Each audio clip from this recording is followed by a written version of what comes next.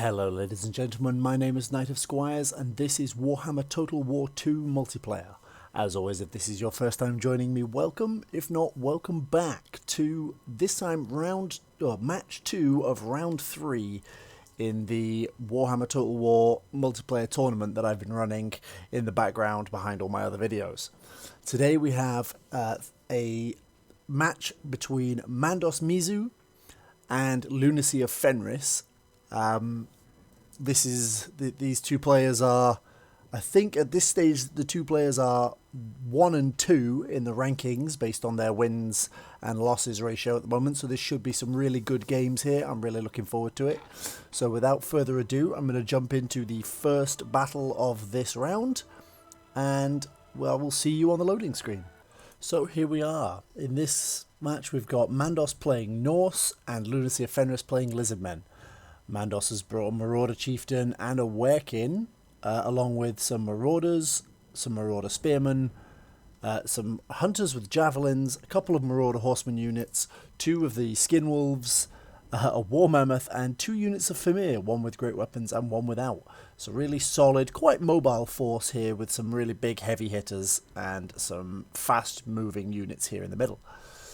As for LunacyOfFenris, we have Mazdamundi himself, some red-crested skinks, a Scarvet, 2 units of Saurus with shields, and the Star Chamber Guardians, 2 units of skink cohorts, and 2 units of the Chameleon skinks, a unit of Feral Cold Ones, and some Cold One Knights, and then along with that, a unit of Ripidactyls and 2 units of Pterodon Riders.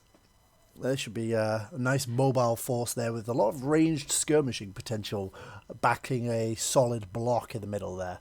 So that could be really interesting. I know that Mazdamundi has Ruination of Cities, Banishment, Curse of the Midnight Wind, Shield of the Old Ones, and a few spells like that. So this should be a really potent caster here. So let's just have a quick look at the deployments. We've got the Marauders here backing the Spearmen. A lot of anti-large here, which will be good versus a typical Lizardmen build. Some Marauder Hunters with Javelins there. There's your Chieftain on horseback by the look of him. Yeah, Chieftain is on horse. And then there's the Werkin, not on a horse, surprisingly. The Famir with Great Weapons and the War Mammoth, and then the regular Famir here. This is a really solid infantry block core here. The Skinwolves are here in the woods, hiding out. They are quite fast, so with speed of 75, they're quite swift, so they should be able to make it up here in relatively good time. And then the Marauder Horsemen here in the woods, looking for any scouts from the Lizardmen. Speaking of which, the Lizardmen have here 2 units of Chameleon Skinks, who have Vanguard deployment and Chameleon Aquatic, etc. Aquatic's not going to be super helpful here, but Chameleon and, Vanguard is nice here. Along with, as well, the poisoned attacks on those melee and missile attacks to help really slow down anything that they're ending up shooting at. Then you've got a couple of these Ripidactyl units, and I've just spotted over there's something else. There's the Marauder. What is over there? Oh, that's another unit of Marauder Horsemen right over here in the corner from Mandos. Couldn't see that on the minimap there. It's sneaky. It's sneaky. The Ripidactyls on this flank, and then all the way over here on the other flank, we have the Pterodon Riders, who will be looking to swoop round and get behind Mandos's army, I think. So that should be quite a good flanking maneuver there. The 2 cavalry units here, 1 feral, 1 with riders. They're providing quite a hammer. They should be able to do quite a number on a lot of those infantry. Here we've got the Star Chamber Guardians and the 2 units of Saurus. A nice solid infantry block. There's surprisingly little large units here, so a lot of the anti-large brought by Mandos won't be necessarily as good here. But let's have a look, let's see. And let's get going from there. Everybody is on the move right off the bat. The Lizardmen slightly less so, but here they go. Doing a bit of a jig. Not entirely certain where they're going. But it looks like we're getting there. They're moving. Nobody in the woods yet has decided on which direction they're going in. But and now the skin wolves are progressing up. And the Marauder horsemen are making their presence felt. Even these ones over here in the corner are beginning to move.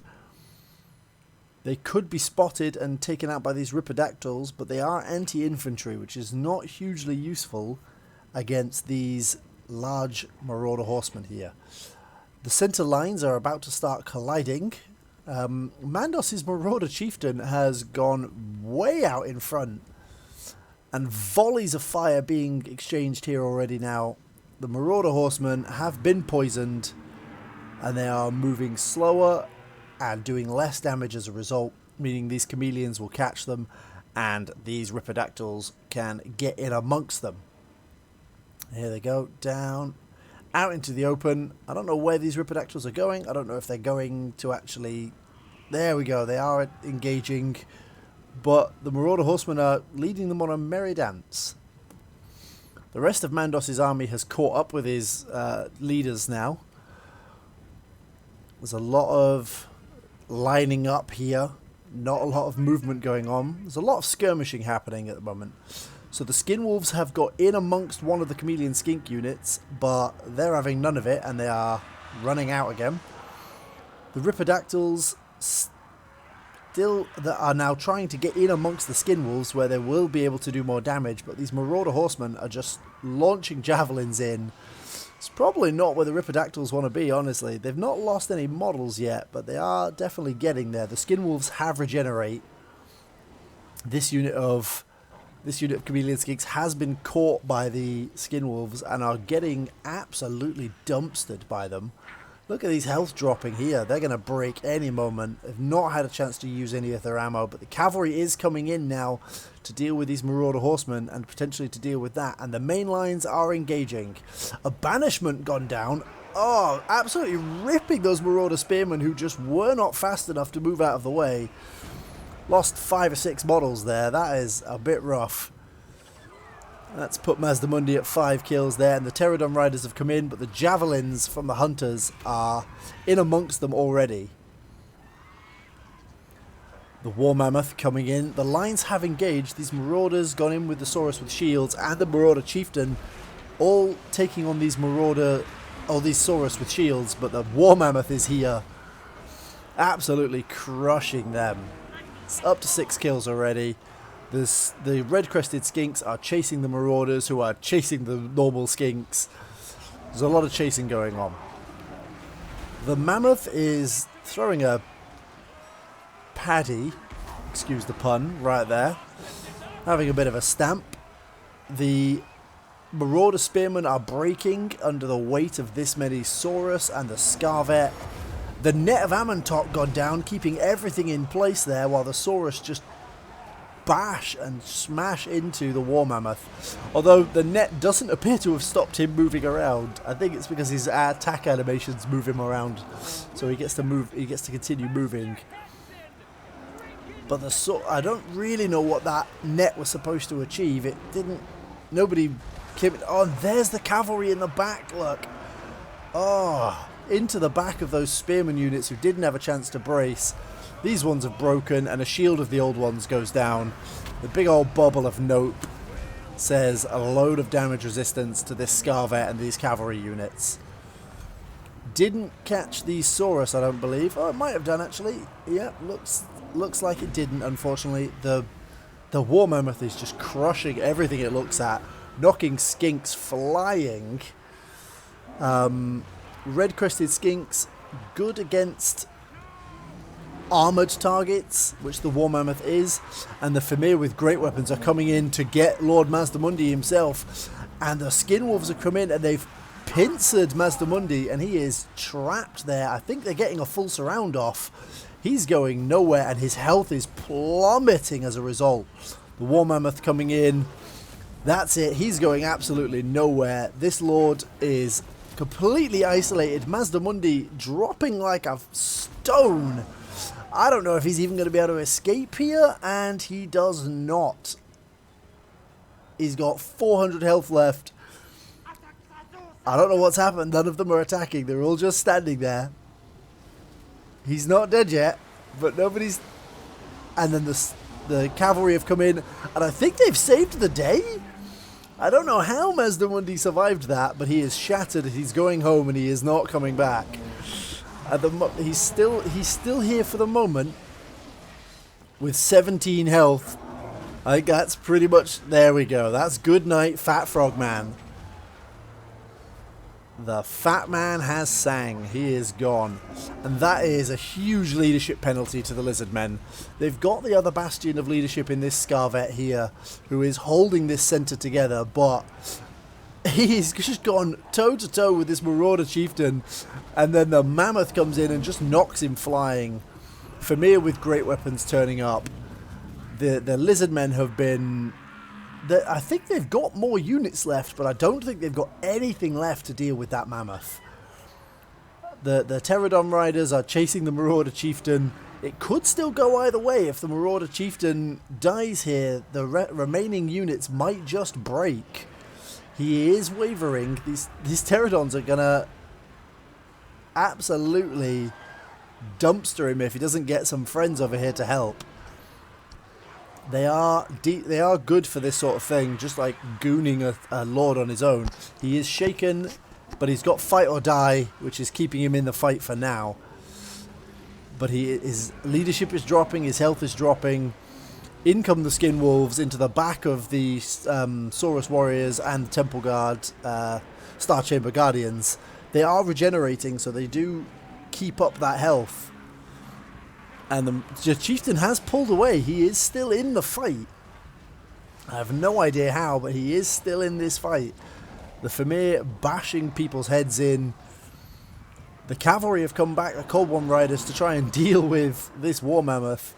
But I don't know how they're going to manage it. There's nothing left in this list that can deal with them, except maybe the Star Chamber Guardians, who are all the way over there, tired, shaken, badly damaged. Half the unit are already dead. The Cold One Riders have shattered, and the remaining units for the Norskans have pulled together and are just creating this little blob of death.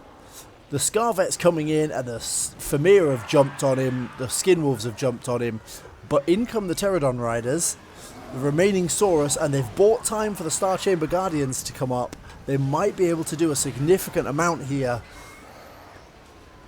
but I don't know. There's a lot of health left on this Mammoth, and not a lot of health left on these Star Chamber Guardians, who are wavering. They've only got 15 models left, as they're just getting swatted around by this gigantic Mammoth, and they are broken. They might have a chance to rally and come back. The Skink cohort's got no javelins left. The feral Cold Ones are coming back in, but I don't know how well they're going to do. In go the Skin Wolves, into those Skinks. There's the Werkin. Actually, I don't know if the Werkin is here. Is he dead? Did the Werkin die? I think the Werkin died somewhere. In come the Saurus. It's just a cycling of charging infantry at this stage. All the cavalry are dead. Everything's dying. There's some Pterodons here that are kind of floating about. Not really doing a whole heap. But down they go into the Famir with great weapons, which possibly isn't where they want to be. Oh, these are just the regular Famir. The great weapon ones have apparently gone somewhere. And that's it. That is a victory for the Norskans. What a game. That was a lot of backing and forthing. A little misplay there by LunacyOfFenris, letting Mazdamundi get completely surrounded and cut down in short order. But he got 5 kills, then just got dumpstered. The Saurus Warriors made a good account of themselves, as did the cavalry units. But everything else, I mean, the Chameleon Skinks, these guys got no kills. That's unfortunate. Some moderate kills throughout most of the army there. And Mandos, 159 kills on that Mammoth. It just wades through infantry and just knocks everything flying. The Famir with great weapons were honestly not that impactful, but the regular Famir did great, and the Skin Wolves were amazing.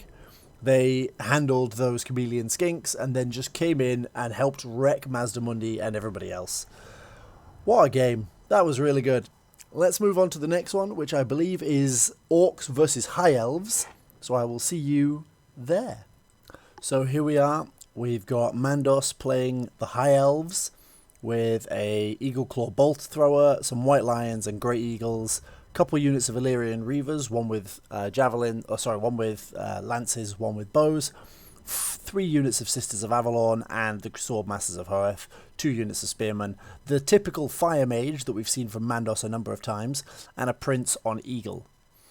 Whereas LunacyOfFenris has gone for a Skarsnik build, with 2 units of Savage Orcs, 2 units of Biggins, the 8-peak Loonies again, 2 units of Orc Arrowboys, 3 units of Stone Trolls with that scaly skin to give them some additional magic resistance. These guys are a pain to deal with. A Rogue Idol with 600 weapon strength. These guys absolutely mince most things in single combat. As long as they've got a little bit of support, they will do horrendous amounts of damage. And some Snotling Pump Wagons, because who would not want Snotling Pump Wagons? They're great fun. So this is looking like it's going to be a tough match. It's going to be, I imagine, quite a close fought one. There's a lot of ranged firepower in this side and a lot of missile resistance in the other. Let's have a quick look at how the armies are arranged. Over here we have Mandos's Illyrian Reaver Archer unit. And then everything else is relatively clumped here. We've got the Great Eagle and War Lions here. Nice flanking force. The Eagle Claw Bolt Throwers. 3 units of Sisters of Avalon. 2 units of Spears. The Prince on Great Eagle for some very fast manoeuvring. And then over here, where have we gone? Back here, all the way back here, is the Wizard of Fire. I feel like this potentially was meant to be closer, but forgot to get moved forwards. I don't know where the other Illyrian Reaver unit is. Ah, it's over there, I think. No, this is the Archer one. Where's the other Illyrian Reaver unit? Back there in the woods. Looking for, I imagine, a countercharge in case something comes out to try and get his archers. Get his Eagle Claws, and the Swordmasters are here as well to protect them. This is a nice trick of having your big, heavy infantry unit over your bolt throwers to stop them getting flanked. Over here on this flank, we have, I believe, the 8-peak Loonies. Yeah, the Night Goblins with the Loonies of the 8 peaks. Fanatic unit there, and then Lunacy's list is here. So Skarsnik leading out in front, hiding in the trees here, but leading from the front as all good generals should. The big Rogue Idol there in the middle. Look at him. Doesn't he look great? Big old rock man with a wooden face. I love him. I love it. 600 weapon strength, armor piercing, and bonus verse infantry. He just absolutely dumpsters most things. It's good. It's good. Spirit of Gork or Mork causes terror. Is big old boy. Then you've got Savage Orcs and Savage Orcs with Stone Trolls, and Stone Trolls. 2 units of Archers, and then the 2 Savage Orc Biggins on this flank with the Pump Wagon behind. All in all, a very symmetrical, nicely laid out deployment. All the while, Mandos is over here with his nice kind of almost box-like formation here with nice rows of units. So, Mandos doesn't have to worry about like wind spells or anything because there are no spells in the list that LunacyOfFenris has brought. So, let's see how this goes from here. And here we are. So, in the final one, it's Middenland versus Clan Angrand.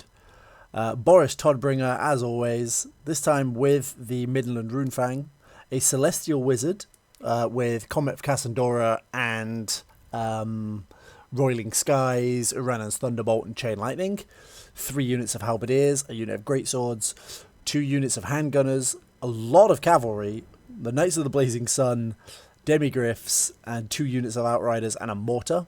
This is a nice solid Empire list here, nice little bit of everything. As for the dwarves, we've got all the way over here, we have the dwarf list, a very stout very blocky build. Thunderers, Quarrelers, 2 units of Slayers, a unit of Longbeards with great weapons, 3 units of Longbeards, a cannon and an organ gun, and then down here we've got Belagar Ironhammer, King Lun Ironhammer, and a Master Engineer. Good for making sure that those artillery pieces do extra work. So, Mandos' deployment, we've got Boris Todbringer with the Midland Runefang, which restores 8 HP a second, which is always handy. Then you've got Halberdiers, Handguns, Halberdiers, Handguns, Halberdiers. The Greatswords, again, using this technique of putting the Greatsword unit over his mortars to stop anything from flanking around the back. Not that I think the Dwarves have a whole lot that does that, but, you know, just in case, it's a good habit to get into. In the forests here, we have the Knights of the Blazing Sun and the Demigryph Knights. And then out on the flanks, we have the Outriders there and the Outriders over there. So, without further ado, let's see how this goes. So, once again, neither army is moving huge amounts. The Dwarves are reshuffling. So, let's have a quick look here. The Dwarves are reshuffling. They're coming back up onto this hill so that their artillery can fire over the heads of their own soldiers. It looks like the Slayers have taken one flank along with all of LunacyOfFenris' ranged infantry. His melee infantry is splitting into 2 blocks either side of the cannons and the organ guns. And now the Slayers are moving to... One unit of Slayers is moving to the other side. Probably having learnt from the Lizardmen game that he needs to spread his list out a little. Because if he gets flanked, he has a problem there. So 1 unit of Slayers is moving over there, along with the unit of Longbeards. 1 Longbeard unit in front. The Great Axe Longbeards and regular Longbeards on this flank. Not a lot of movement from Mandos' army while LunacyOfFenris does all this. So we'll have a look-see. There's not a lot going on here. The Slayers are sorting themselves out.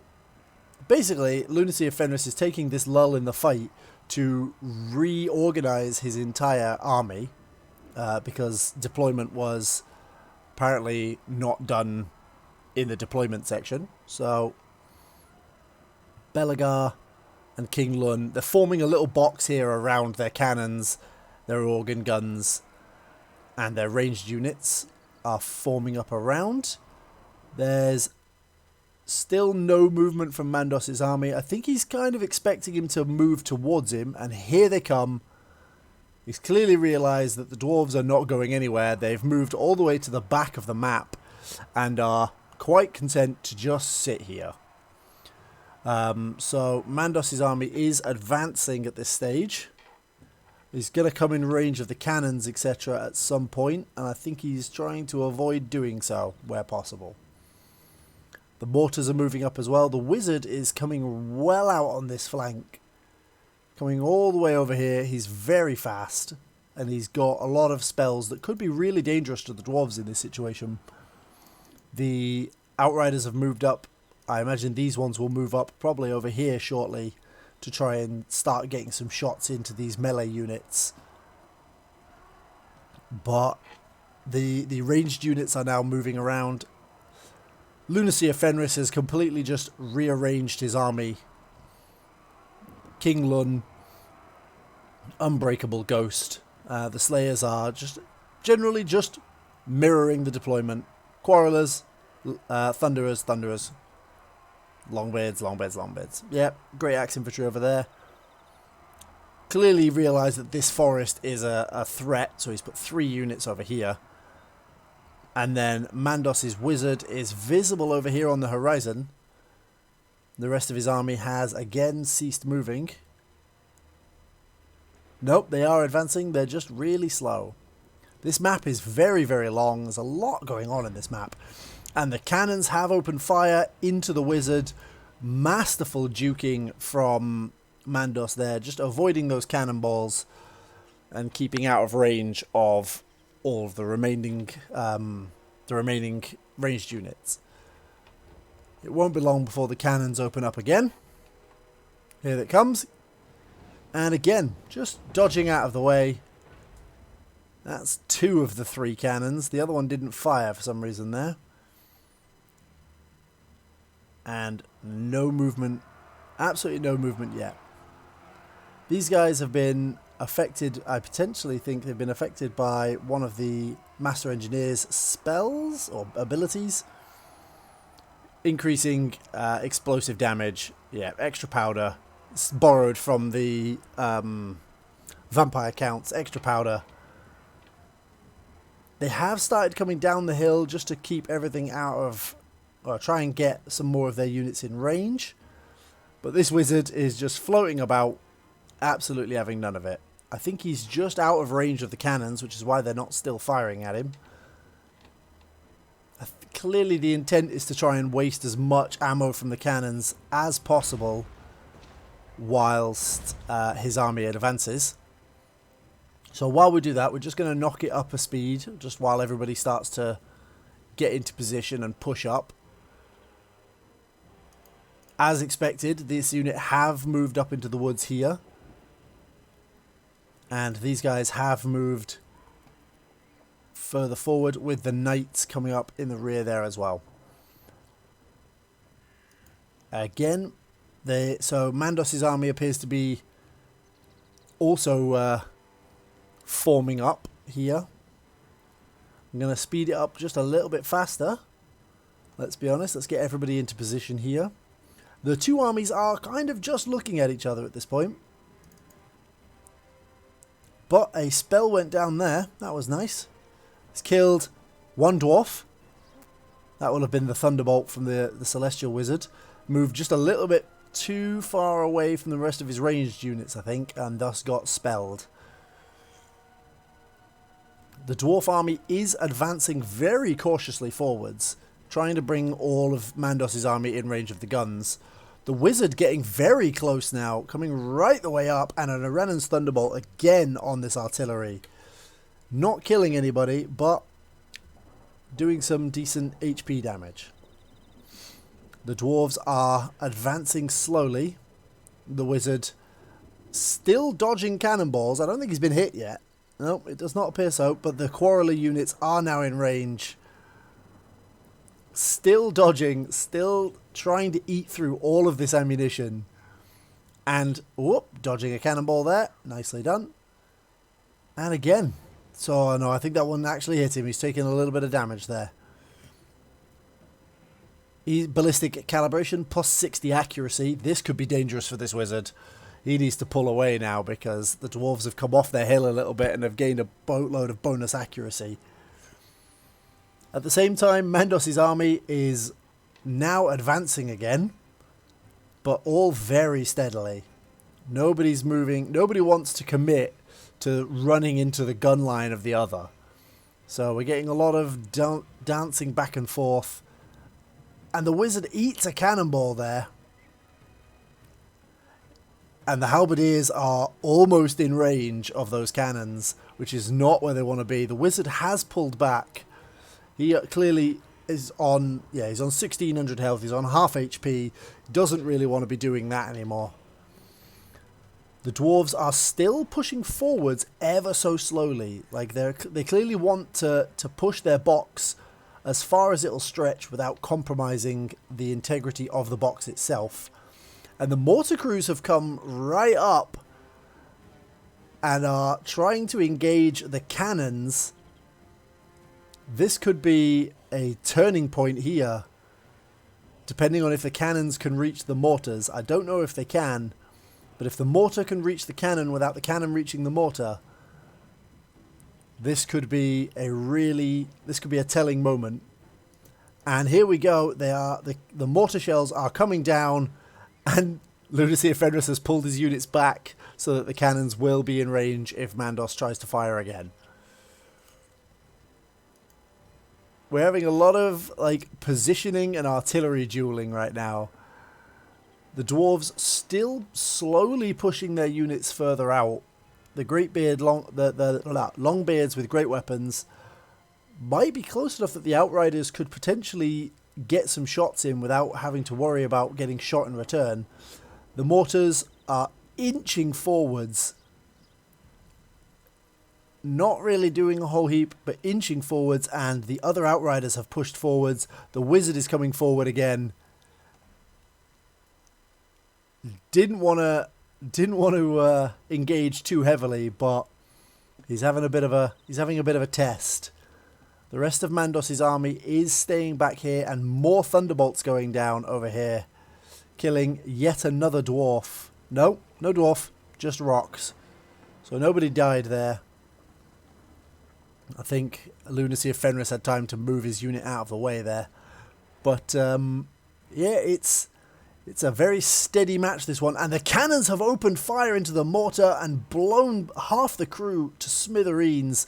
All the while, Mandos' shots are going unrewarded as, unfortunately, LunacyOfFenris pulls his units back. The cannonballs now trying to take out the Wizard, and the Outriders have engaged, shooting some of these longbows with great weapons who can't do anything about it in return, killing half a dozen of them. 11 dwarves dead. Nicely done, guys. Back into the woods with you. Some good skirmishing going on there. Good skirmishing. Where is the other Outrider unit? It's in these woods here. The cannons still firing, still happily shooting away, and everything is just waiting and skirmishing at this point. The Outriders trying to get round the flank, I think. The other ones are in the other woods now, trying to get round behind LunacyOfFenris' lines to try and get at the artillery crews. The cannon is on about 30% ammo at this point, and the Outriders have pushed out and been driven back in by the movement of the Dwarven armies. There's a lot going on. These ones have come out, but unfortunately lost a couple of models there to the handgunner units that awaited them. We're at a bit of a stalemate here. The skirmishing not going hugely well for Mandos, and I think it won't be long now before one side has to commit one way or another. Eventually, the dwarves are going to run out of ammo on their artillery, but it's whether or not the Empire run out of soldiers in the meantime.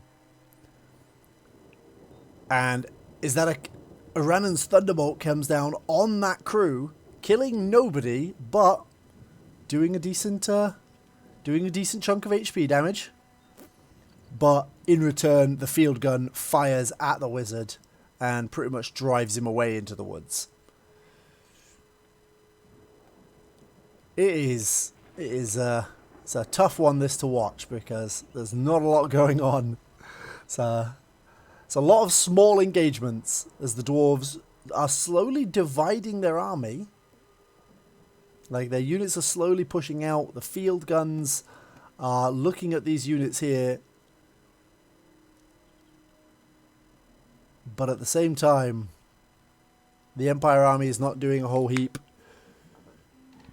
The cannons are not firing. They're ready, but nobody's quite in range yet. Are the mortars pushing forwards?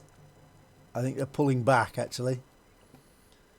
I think they took another cannonball and decided that they didn't feel like it today.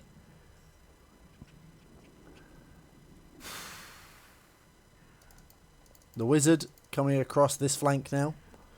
Seeing the move orders. The Wizard is over there. The heavy cavalry is pulled up.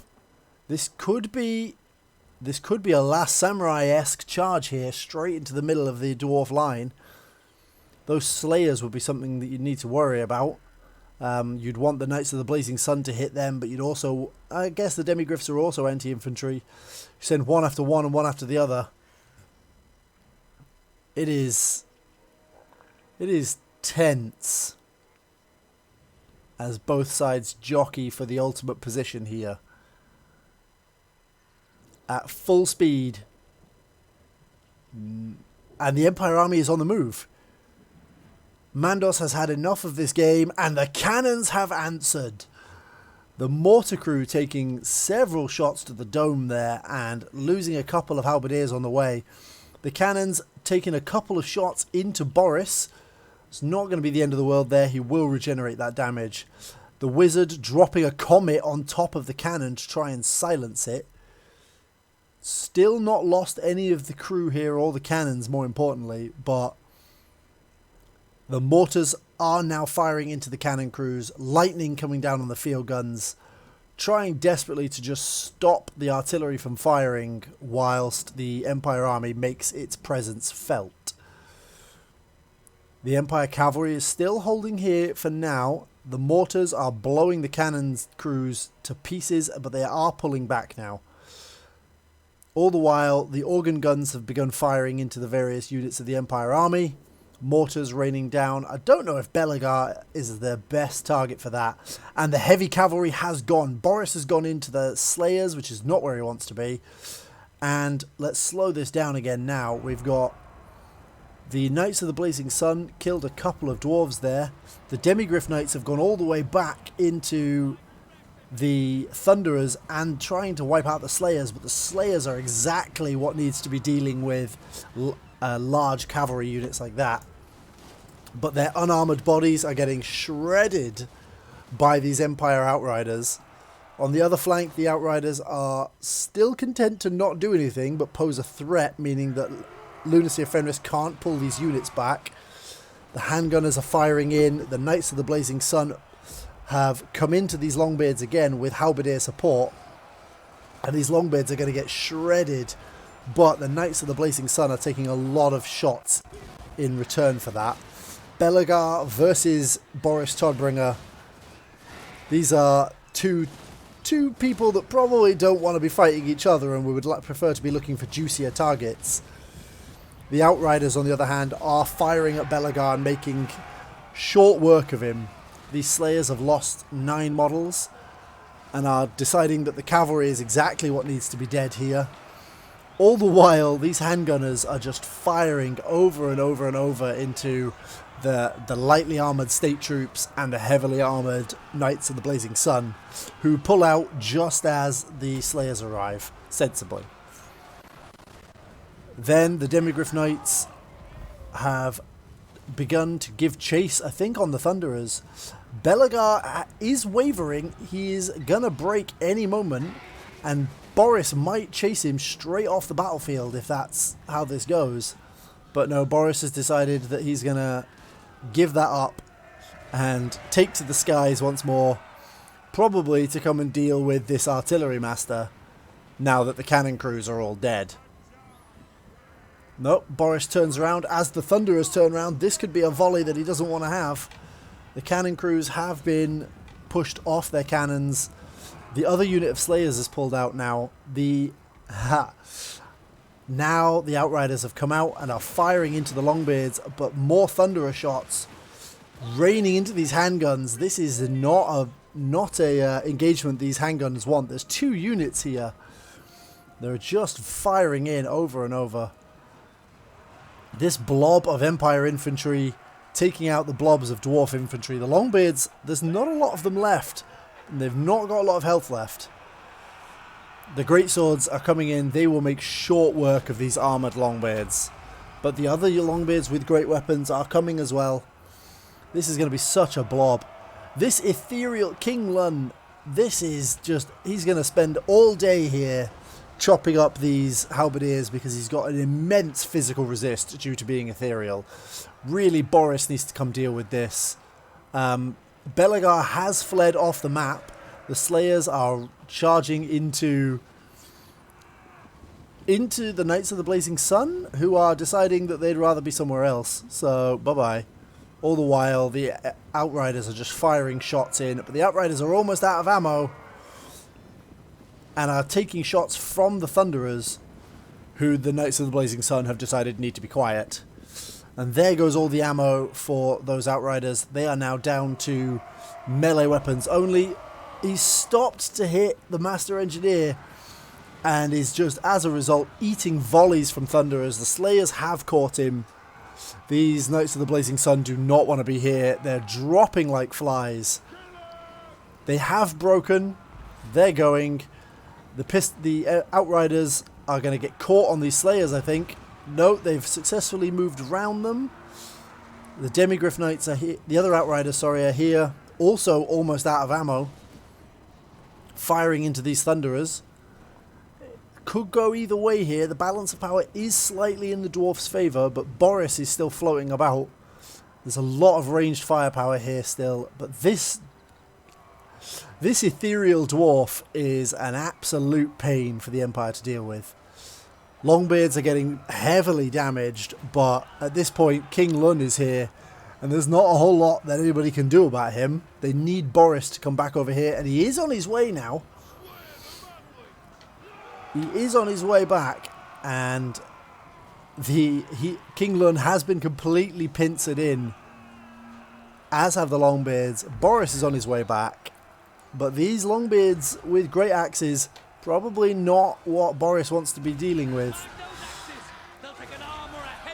So here they are, look. Boris dueling King Lun, and King Lun's health is dropping rapidly, but so is Boris. Like, he's reached the regeneration cap, he's not going to be gaining any more health, and he's losing it very quickly. He has popped Foe Seeker and Deadly Onslaught, but has then decided to get the hell out of there. And I think that potentially is going to be where the game ends. I don't see how the Dwarves... there's nothing really in the Empire list that can deal with this terror-causing ethereal Dwarf. There's still ammo on a lot of their ranged units.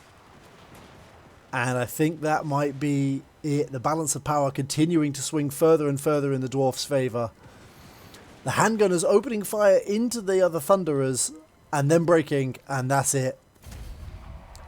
That's GG. What a game. That was a tense game with a really long start. So let's have a look how that went. The Empire, a lot of kills on their ranged units, 62 on the greatswords. They must have just absolutely carved into the Longbeards that they were fighting against. The Longbeards with great weapons did 44 kills. They did good. The organ gun got 133, and the ranged units all did amazingly, except the Quarrelers not so much. Yeah, unfortunately, I think that was...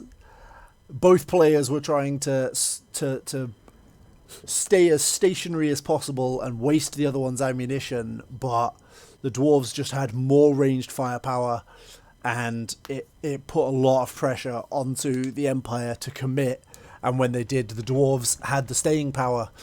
King Lun Ironhammer was an absolute godsend there, because he's he's so resistant to any non-magical attack, and with only 2 magical attacks in the army, that meant that Mandos was really out of options for dealing with him. Overall, great games had by both. That puts LunacyOfFenris at 2-1, and he will win this match. So with that, I would like to thank you all for watching. If you've enjoyed this round, please drop a like, consider subscribing to the channel to see more content like this in the future, and as always, it's been lovely having you, and I will see you tomorrow.